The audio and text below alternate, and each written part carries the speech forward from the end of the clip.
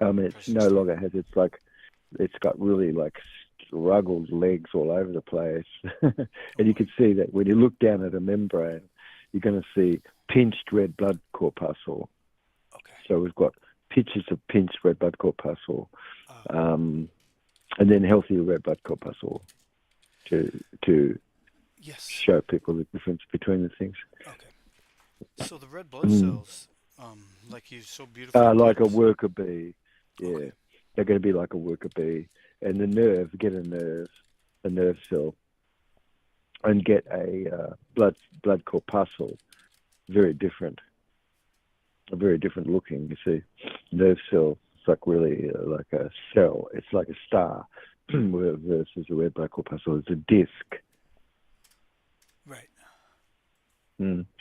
Okay, so we're going to get energy from the star, and it's going to go to the disc, and the disc is like the worker bee. She goes out. She's going to live for 4 weeks, and the queen is like the nerve, of sovereign in ourselves, representing I, and she lives for 4 years. I see. And so there's a bit of a difference in the consciousness between the two. But the Mm. high vista function is one, you see.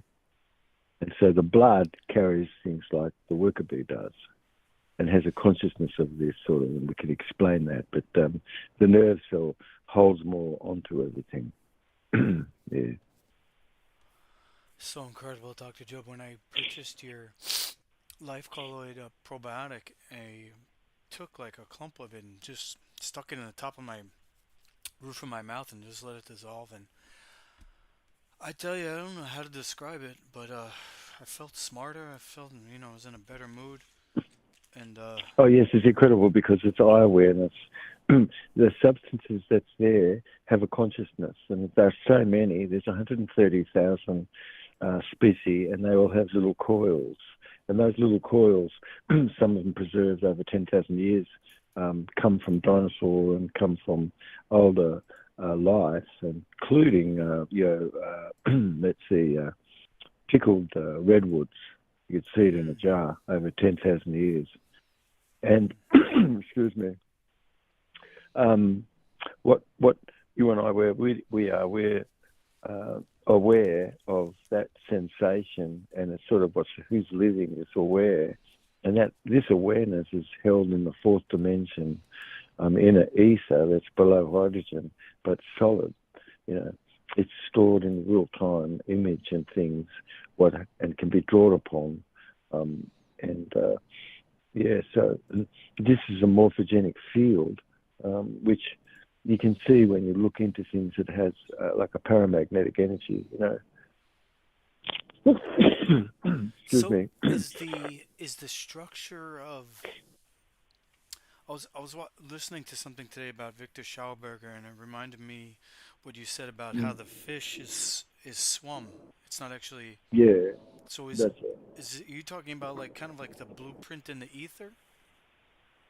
Yes, well, the uh, blueprints to make an inverse gravitational craft, which was remote controlled, was reconstructed from the texts and things, which was from a library, from a university, which investigated different materials that's needed and how to make those.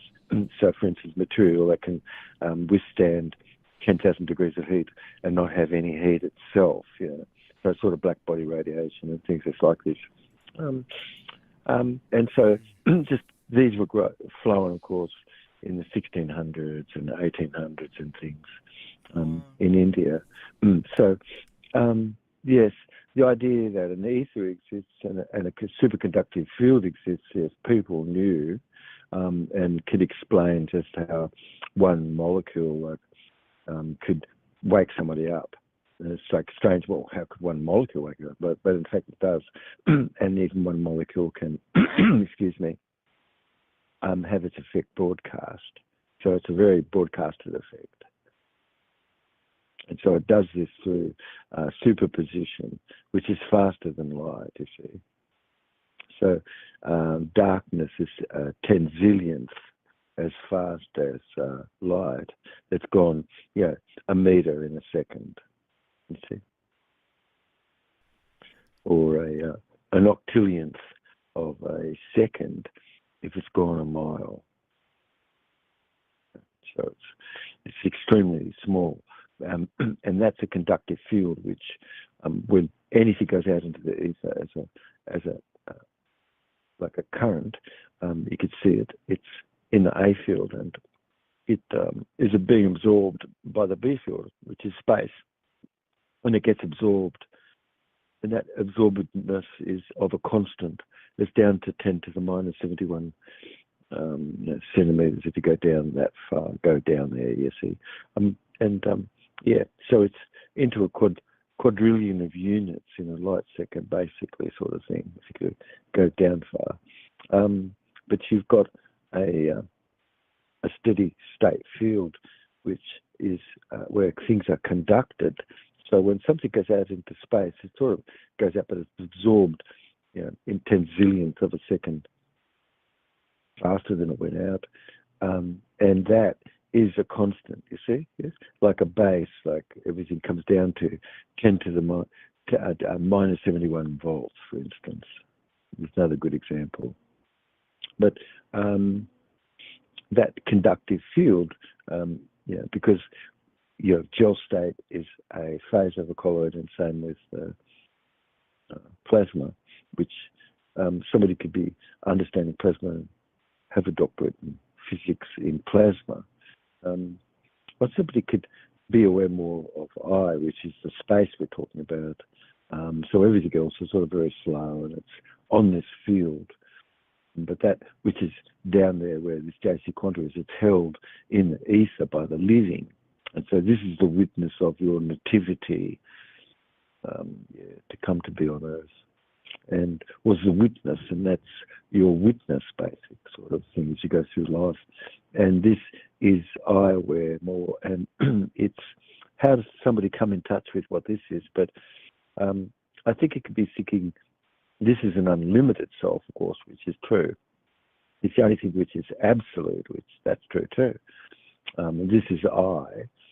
And this is in the colloid, of course, where empty space exists within it. It's sort of like a small gradient, tiny, really little small gradient, yeah? It's the smallest gradient you could see. Let's see. And that's got a space inside it, Lukey. Yes? That space is a cavity resonation. Wow. And that cavity resonance conducts, you see. So it doesn't matter about the distance. It's to do with the resonance, you see. And where something gets to jump across a space, it has to speak to the ether, and that ether is the B field, and the B field is picking this up and conducting it. And so, it sort of really explains why a reaction can take place where something doesn't get used up itself, because it organizes through its resonance things which is to disassemble where enzymes are, for instance, like RNA, or to build things, right? So these are all things which is needed, like heat and cold shock protein and things like that, which has to come into the membrane. The brain of the cell is a membrane. And eye awareness is like really the queen, isn't it? In a hive, it's like the nurse, which she could live for 4 years and have greater consciousness and everything, and have quite a bit of a relation with the beekeeper, for instance, you could understand. And the worker bee she produces is like the red blood corpuscle, which is a platelet. It's just really going to live for 4 weeks or more or something. You could imagine that what within this period of time, something of 4 years has a great consciousness about versus in the relation of something which is only going to be lasting like 4 weeks, where we are, where the queen bee is and the hive. And we're a hive, you see, it's sort of like a queen bee and the worker bees, and the worker bees are going out and they're collecting things and bringing things and what have you, and they help instruct nature as well around them. And there's like a psycho-life-colloidal sort of consequence, which is,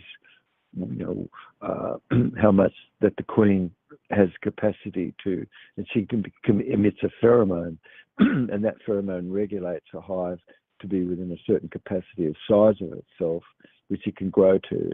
And so much more than that pheromone becomes less distinct because of all the interference. But it's an amazing thing that small things could pass through all that interference and still be not interfered with itself. And that's what this JC quanta is, you see. And that's I, which is empty. And then matter is like the colloid itself, which is a membrane. And so you or I, where we're commanding things, it's sort of like these colloid. If you take them under a microscope, you could look, and we could try to cut one with a diamond knife and things, but you can't. It's like trying to cut a bubble underwater. It won't cut. And everything that you do, it's just not possible to be able to get rid of it at all. It's sort of really got life eternal. And you and I have vicariously this where we are life eternal, because within the consciousness of all the living is an ether imprint of what's historical to sort of a record of things, relative to help where function is, where DNA is like a library, and it comes from a red blood corpuscle, and that all the body cells come from a red blood corpuscle, and then everything is produced from life colloid transmutation, providing the terrain is good. But then you could see like where someone is and how calm someone is, and the world itself in a common law mode. Otherwise, it could be frazzled, couldn't it? And you've got life colloid tension in the terrain. And a story could be that you could think about would be the miracle of matter. And what's the matter? And so Jubb cell rejuvenation really focuses on getting rid of toxin outright. That's it, finished. And then bringing the nutrient in, which is most superior antioxidants to help on an atomic micronutrient. Have you ever heard of that, mate? An atomic micronutrient. Dr. Jubb, you say the most amazing things. I've never heard of that, but there was one thing that I just wanted to make sure that I got correct. If you could go back maybe a minute. Yeah.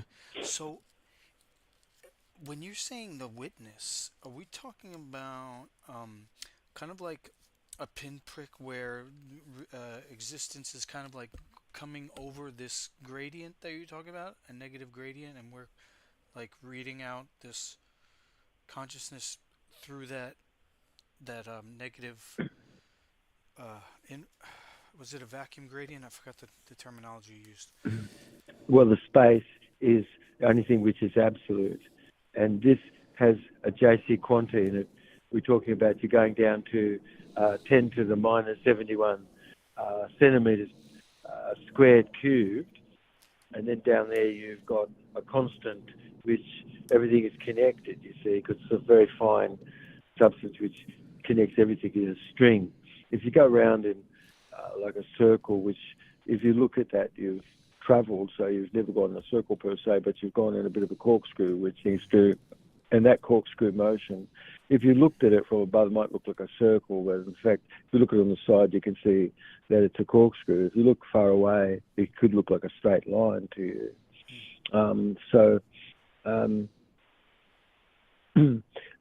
A shape exists down there which is called a Jubb, because it's not a cubit. A cube can't do that. A triovoid shape does, which that's what this shape is, and it's got a 71-degree angle, and it sort of really fits into a 351-degree circle where you've got 26 divisions in that, and it sort of like pops it, so you don't have any space existing. So if you imagine that you got rid of all light, and so all it was just black, well, that's what this is, you see? Yeah? Wow. It's how do you make that, you see, like Van der Black. Yeah? And would you have something that's like this? It's a void, it sure is. It's massive, it's like drawing you in, and this is the void really around us, if we could know this, you see. And if we don't, then we're not necessarily taking proper risk per se, and things are calculated. And this is like the queen, she's having an understanding of the with the beekeeper, and she can have an awareness over all and the worker bee, you could see this only living for 4 weeks, has sort of really got a bit of an understanding about things. So this is like the blood, our blood, and the nerve cells like a queen, and we're a species of man. That's our species. So we're not kangaroos or koalas or something that's like this, or deer or flow buffs. But and so our surfactant is so different, it's so unique, it's sort of really a signature. But the surfactants that we have is pretty similar to a koala bears and a whale or a daisy, but so unique, it's incredible. You see, there's some quite similarities where things are, but it's so unique, it's radical, matter of fact. And so you and I, we've only evolved about how things that more or less came from the fruit of a flower, or the body of a flower, which is a fruit. So a cedar nut and broccoli and cauliflower, all these things qualify as fruit. So, and then, you add a bit of root and some things in there, root and leaf. But enzyme-resistant material, which is sediment, totally is destructive to the body. And so the Jubb cell rejuvenation is just reducing the amount of what that is relative to be more modest. And the psycho life colloidal consequence of things where eye awareness is more, where emptiness is no biases, and so you've got more body reception and getting feedback. If somebody just has a little bit of product, suddenly they have more carbon coming to their brain, and that's so amazing. Why? Well, because it relaxes the smooth muscle locally and causes dilation and opens everything up more. So, most people really want more circulation and things just like that, and that's what this product does, like immediately, more or less, you see. So a product could be made just like an instant, which we've done, which can get rid of the toothache just in an instant and help build it up, matter of fact, and seal it up relative before. And so it's sort of like what your appetite does in your saliva. But when you're frazzled in life colloid environments, you could see that a wet mouth, which is usual, could suddenly be like a desert. And it's a miracle where matter is, you see, because Jubb cell rejuvenation is a focus on eye awareness and atomic, coming back to that micronutrient, because like on a JC quantity, you can kind of tell if an atom is too much, you see. And so, nutrient has to be on an atomic micronutrient level, meaning it's got to be micronized. So it's got to get really, really, really in there, It's got to pass through 3 membranes, see? You can see that. And that has to travel up into the brain. And most of these things are all aromatic, which we'll come to a bit, because it's aromatic amino acid that transports all copper and zinc and all these sort of minerals and everything. It's sort of mostly, those are things which is dead when people eat food. So the enzymatic conditioning of something which is not a nutrient really, because you've got enzyme resistance and it's been cooked out and there's nothing left there. But what's the mutual lived assistance where eye awareness is over the top of where all this is, like we're talking about, and how does that impact everything sort of more below? A fineness can exist for sure, you see, yes? And people could search and discover, that we've got a mother molecule in our body sort of thing. But otherwise, life is engaging more a confluence, meaning a vibration that harmonizes everything together. It's called a confluent vibration.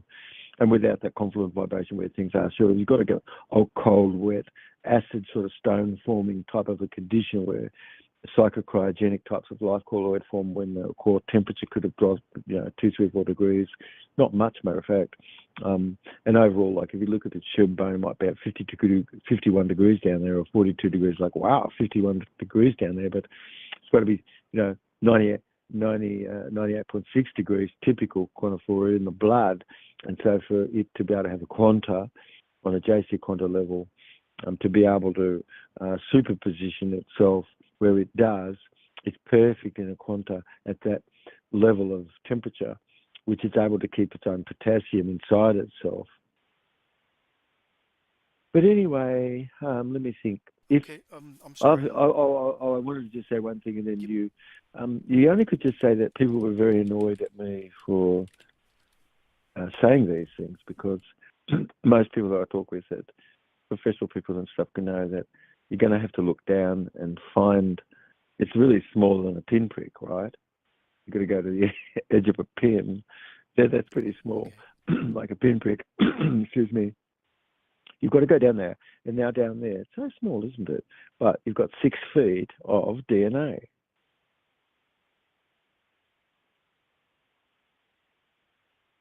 And so, Wow. for most people, they're upset with anybody who thinks they could get in there. You see what I mean? You've got 6 feet of DNA, and it's like down there, and it's very small. Pinprick, because you can't see with the naked eye. Some people's vision could see, on average, maybe 480 nanometer, which is huge, to about 700 nanometer, so you've got things far smaller, of course. You've only got visible light that you can illuminate something for your eye. How's that going to work? Could be that you've to have made a wavelength so small that it can illuminate the smaller particle, yes? And that's what these sophisticated microscopes have done, and things which I've been involved with since more. So you could illuminate things really small and have quite incredible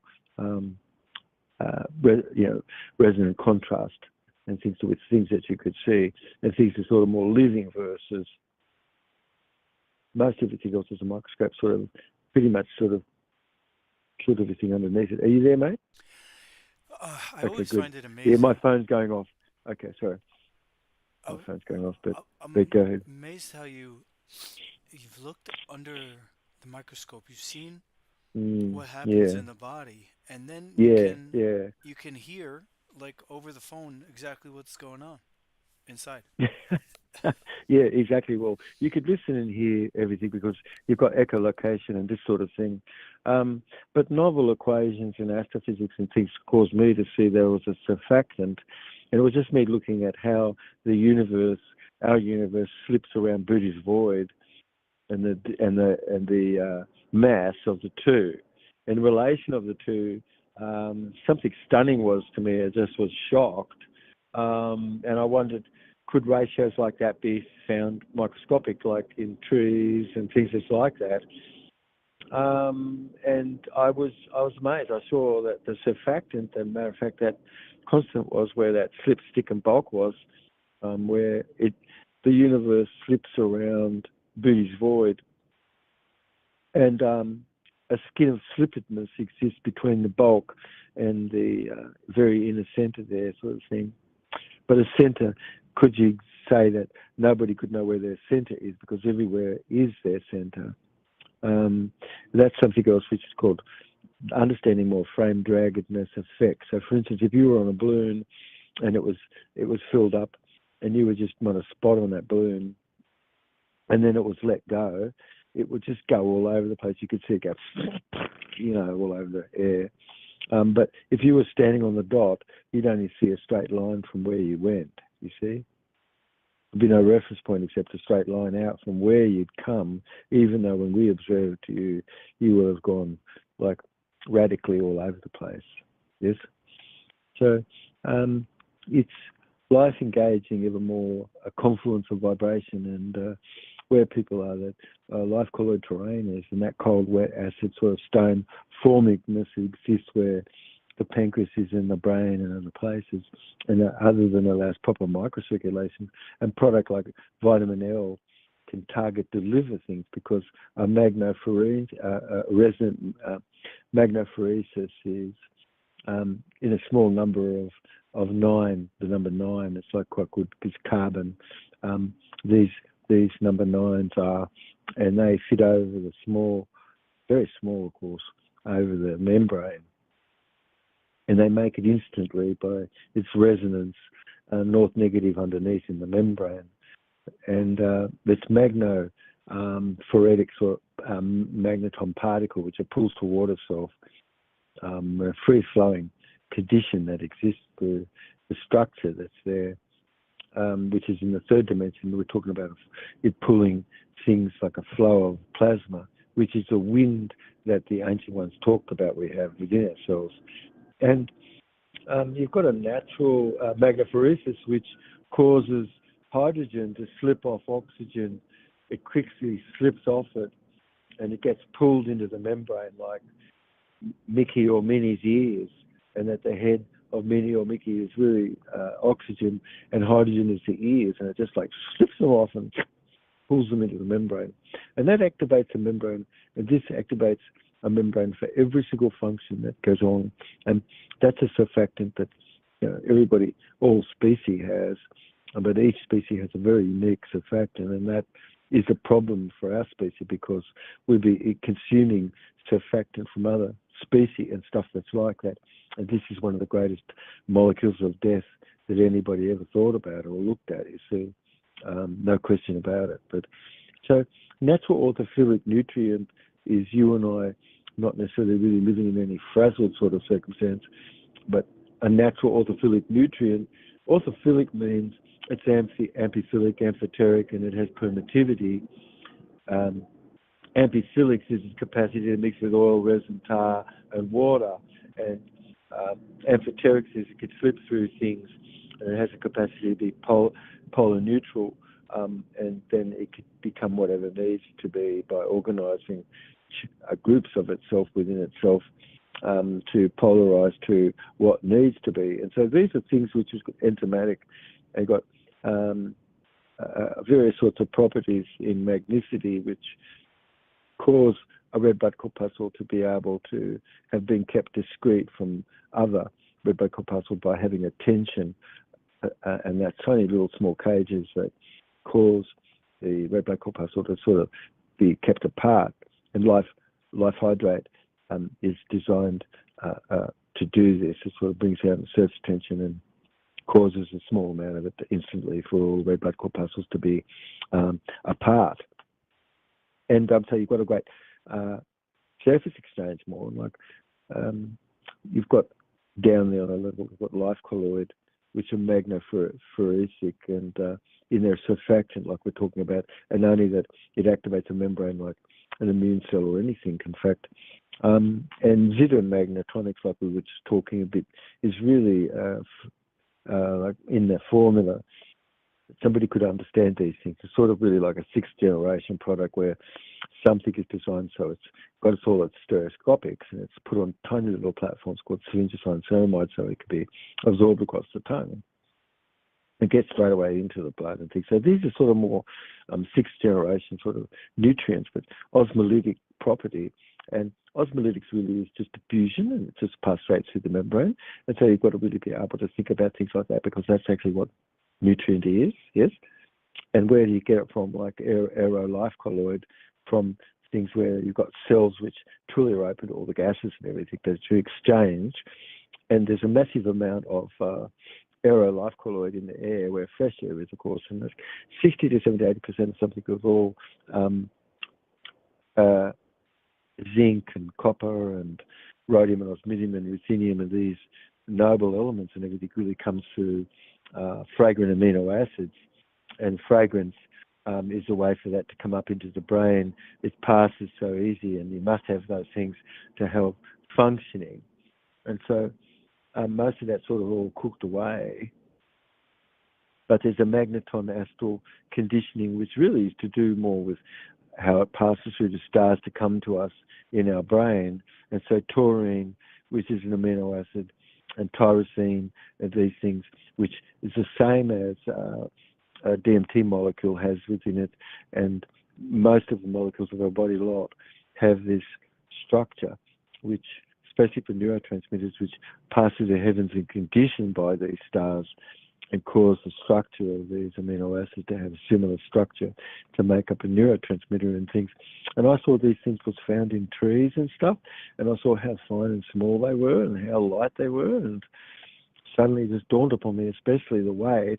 I saw the mass of this, the mass of that, and I saw a ratio that existed, and suddenly quite a bit came to me. I saw life hydrate. I saw this because that a surfactant exists in space, in physics, and could that exist in like on a microscopic level? And sure enough, that's what I did. I found this in trees and everything. So copying the stars as a copy of things which is in heaven here on Earth, which is a space between two children playing. And it's really, have you ever heard about how a parasite could have got people taken over? Oh yeah, yeah. It tries to recycle them quicker. So you could imagine that you've got lots of ants, and imagine they all sleep and they have peace and what have you. But let's say Mary and Ralph and Pasquale and Vinny and Jane, they all take off in the night and they go to moon the stars, to moon the moon. And when they come back in the morning, it's been hard for them because they had to hold on with their mandibles through the night, and all the other ants are all taken off, already working, and they're coming in a bit tired, but off they go. They have a bit of a story to tell, which they tell all day. The other ants are just listening to the story, but it's sort of like a background. But they're telling the other ants, hey, look, this is really good, this mooning stuff. It's like great. And that's what they would do every night until the parasite that drove them to have the habit of that found its way itself. It parked the body of those ants always through the night. In the morning, it could come to be in the ruminant of a moose, which it had to come in back into the stomach of a moose or a grazing animal. And so it selected and did what it could to cause the changedness of the ant by cementing various bits of the ant's brain so that a hard wiring occurred more for its own self to navigate and cause the ant to be positioned in such a way that the parasite that was within the ant could find its way back into the ruminant of an animal where it could then go through its cycle. You see, yeah? Wow. I was raised, ate a lot of, kind of ruminant animal products, I guess, with the cheese and stuff. I probably got some of those parasites. Well, everyone has fluke wounds. That's part of our program, which we do, where people go through a program for a moment and they flush fluke worm out, because otherwise none of those things ever get flushed out, honest. And then also to the stone that we're talking about in the beginning, it's sort of none of that gets dissolved either. So in terms of cell rejuvenation, you've got radiant wet sauna and things that's like that helps improve microcirculation to get rid of all the toxin which is in the bed of the glyaxal, and which is tiny little threads which is in the capillary beds, which have a sphincter around them, which is smooth muscle. And when you take the product, it causes carbon to be released, and it causes hydrogen to be released, and it relaxes all these smooth muscles like radical. And it's a local effect which doesn't even impact blood pressure. It completely has a localized effect to normalize microcirculation. So you've got substances of tocotrienols, which are so unbelievably powerful. They don't ever get used up themselves, and they'll reactivate every other single antioxidant, like delta tocotrienols, alpha and beta and delta tocotrienols. And so tocopherol itself, you've got substances which are, believe it or not, 4,000 times more powerful than vitamin E, yeah? And so these things you find in drought-resistant sorts of plant and things like that.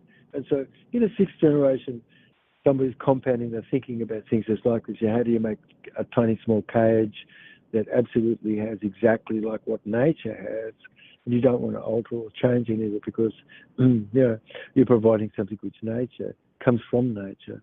And so it's in a whole food, vitamin, mineral complex state. And so nothing has been heated and nothing has lost its three-dimensional shape whatsoever, but it's been brought into a condition which could easily be absorbed.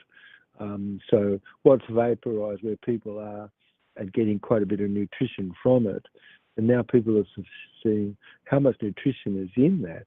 You're getting a lot of nutrition, vitamin C and all these esters and everything, which protected lungs through the 70s. And people who did that, they didn't die of lung disease like others perished. And so there were protectants from people from tobacco, for instance, that helped protect everybody. And they didn't die of asbestos, but lots of people did die of asbestos, many. But it's interesting that people who smoke Marlboro, and they only just looked at tobacco, they didn't think about anything else, was surprised to see how much that they had protected all these people that were working with those products, like cutting into asbestos and copper impregnated woods and things. But also when sniffers were used, and sniffers are used in the home, you can find asbestos, massive, and formaldehyde and creosote, and all sorts of phthalate and benzopyrene types of molecules, aromatic hydrocarbon and things in the home, and those things all add up over time. Yeah, does it make sense? Oh, absolutely, Dr. Jubb. I just want to thank you so much for everything that you do. The products are amazing, and I guess I got like the old last year's model with the Life Colloid. Now the Life Hydrate, is that the atomic one? Everything is an atomic nutrient because you've got to bring things down to its level of below the level of hydrogen. So people could think of a proton, and then you've got to say, well, what is a proton made of, you see? And so this now you've entered into a level of atomic nutrient. You've entered into a level of how do you make things and how does your body make things. So like one job I had was just to look to see if a red blood corpuscle was in an egg or not, because then I could tell my dad that this was a fertile egg, whereas this one wasn't a fertile egg. And that was interesting to him and the family. And I would hold them up to the light to see and find where the red blood corpuscle was there in the egg. But it never was for me to have a conversation with anybody. It was only just that I saw that from a red blood corpuscle everything formed. Later on I would see by studying other people's work, in fact this is so, and that how all of our cells arise as a result of a red blood corpuscle aggregating, fusing and differentiating, and a tiny small colloid of life aggregating into a life colloid, a spore and double spore, and that being a building block of every single organelle internal of the cell. And that I saw that the vast majority of everything that people had was a way more DNA than it was beyond the cell of our body. And suddenly it dawned upon me that could it be that in fact parasite and things and such, and that your consciousness, my consciousness, is something which our consciousness is what we have. But what's the reason why various whole range of behaviours exist and things that's like that? Because in fact something is getting rewarded for where it is, but it may be not good for the whole. You see, yes? And so these products cause you to have superconduction, cause you to be more superconducted, gives you capacity to open up reservoirs where light floods into corridors and opens everything up and illuminates bits of the furniture with things you could never have seen before. Or a brand new idea comes in, just a flash. Suddenly you could see something truly incredible. You could see actually a new way to live or an environment that people lived in and things, and sort of suddenly it gives you insight. Or you just see something, it's just so small, isn't it? It's insignificant, but it is massive when you amplify what that is as an effect. Product and things that they knew they could give some of this manna to people, but they saw that it cost a lot for them, take time to do. Small amounts is all that needed, but time would be. But what attention would be when nothing could exist, that people just had everything which was in front of them, but where things weren't. In the time of the Exodus, there's times which people do talk and write about manna, and they do talk and write about various things that happened. But it was a time, of course, in the heavens where sweet things did fall, because it was like going through the tail of Venus. Before Venus's tail got knocked off, it was a comet. But we would pass through that when we did, there were times which was calamitous to us, because we would be passing through the tail of that comet, Venus's comet, when it was a comet. When it was ejected from Jupiter, and during the timing period of that, all in the heavens, it's listed as a comet until it loses its tail. it loses a tail by brushing up with Mars, and leaving Mars like burned out, and Venus pretty hot, and took Venus some time to get into the orbit it did. And during periods of time like that, we've had various effects that have terraformed the Earth and stuff. But this could be another story where we are, where things are. I think what we've been doing is exploring the terrain that's below the level of a cell, and we've realised that there's a big vast space that's there. People were annoyed a bit because I was just looking at a pinprick and realising they have to understand there's 6 feet of DNA there, and how does that all get serviced? And so ubiquitin molecule is what I found, and it's Lifecolloid, ubiquitin Lifecolloid, 1, 2, and 3, and how do they use their magnicity to be able to tractor and bring things, to put them into space, to put them into repair things. It's like you've got hands, but they're invisible, you see? Moving and guiding things to put things in place, but it's magnetic. But anyway, so that's another story, I guess, a little. But I guess we'll be describing, we have an inner terrain, and if somebody lives simply, others can simply live, and there's you and I, we have every cell sort of like Mexico City, which you look down, you can see everybody's moving and flowing and things just like this. And it seems to be a one entity when you pull back away from it. But when down deep you look and you see quite a world is going on below.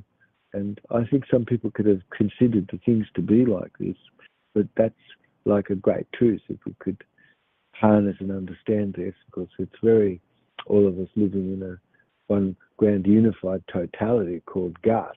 So if you gut the mind, you can mind the gut, and we definitely need to mind the gut, because if you mind the gut, you're going to be able to have gutted your mind better. So anyway, all right, mate. Oh, beauty, mate. So I don't know how you want to progress with this. I have um, a monetized YouTube channel. I have a Shopify and I have a TikTok shop that I'm getting up. Um, Now the live colloid, I'm not sure how we source that, but I could definitely offer. Is there like a base life hydrate that you offer? Because I know there's Oh, I'm different going to do versions. what I can to help. I've been organising things to grow and get set up. And so those are things which off the air and not for everybody to hear Okay. what So, goes on where that is, because it's just something else, okay. personal, private, Okay. which could be not to do with the subject of the scientific debate we've been Okay. having. My bad. Okay. Because But I we're have, talking about a lot of things. But yes, yeah, I have the but rose of the desert. oh, we should talk tomorrow a Okay. little bit, you and I, and so we can see what I could let you know what we're doing to help hook things up, to help support, All right. No yeah, problem. to help support the everything. Okay. That's right. I just want Yeah. to help out as much as I can, David. You've done so much for me Oh, and everybody. we've got like a couple hundred product that's made, which I'm going to put up on the site, so people could see what those are, and Oh, beauty. I'm doing what I can quickly to reproduce and to get everything underway, and that is also care for. At the moment, the program and things which wisely people should learn more about, because habits and things which we do, we could be modifying that, especially the high phosphate and high methionine amino acid that people consume, and they could look at the value of what live food is, because some start to appreciate what the condition of what this is. And 1%, 2%, what do you do with what this knowledge is great, really good, because every percentage you have more toward what the whole picture is, the better everything is. That's right. Oh, But sounds anyway, good so to me, mate. yeah, love you, mate. Okay, We'll thank you so much. chat Looking tomorrow. forward to next time. Love you, mate. Okay, you Okay, too. mate. Love you, mate.